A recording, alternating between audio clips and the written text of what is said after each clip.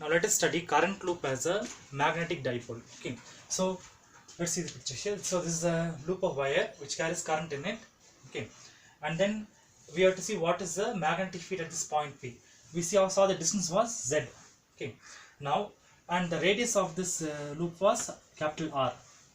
Now let us see what was the equation for this current loop. Okay, what's the equation of magnetic field of the current loop? So magnetic field B is equal to, we got that, mu naught into I divided by 2, okay, into R square divided by capital R square plus Z square power 3 by 2. We got this.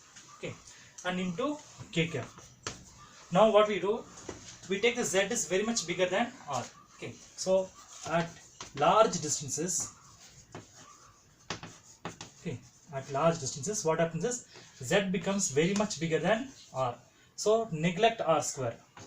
Okay, neglect R square in the denominator. So when neglect, what we get is B vector is equal to mu naught into I divided by 2 into R square divided by, and in denominator we should neglect it, okay, not numerator, and then we get here Z square power 3 by 2 into K cap. So the square and this half will cancel, so we get Z power 3. Okay, so that's what we get here now. So B vector is equal to mu naught into I divided by 2 into R square divided by Z power 3 into K cap. Okay, so this we get now. Now what you must do, multiply and divide by pi here. Okay, that's next step. So multiply and divide by pi. Okay, so numerator multiply and denominator also multiply and divide by pi here. So what do we get here? We'll see now. So let's see now. So we get B vector is equal to mu naught into I.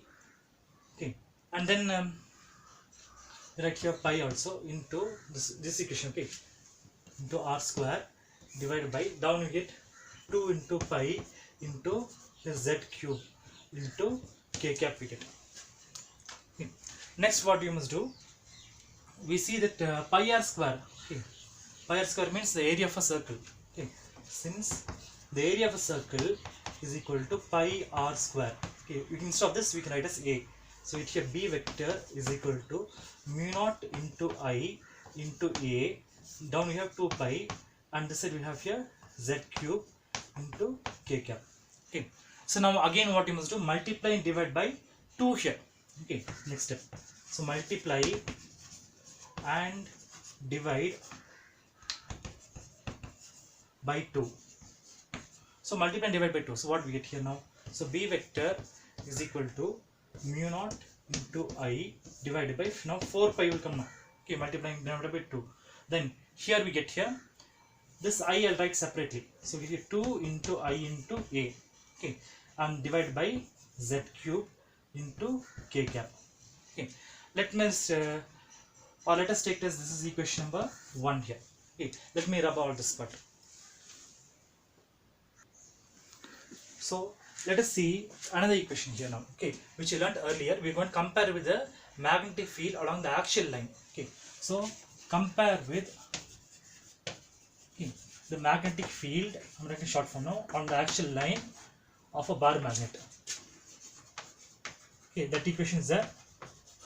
Okay, if I refer to the equation, you can see that equation comes to be B vector is equal to mu naught by 4 pi, okay, into, we get here 2 by R cube, this is cube, into PM vector.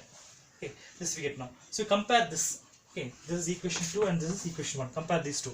So what we understand that, see, mu naught by 4 pi, mu naught by 4 pi is there. Okay, and then Z cube is in the denominator there, and here we have R cube. Okay, nearly similar.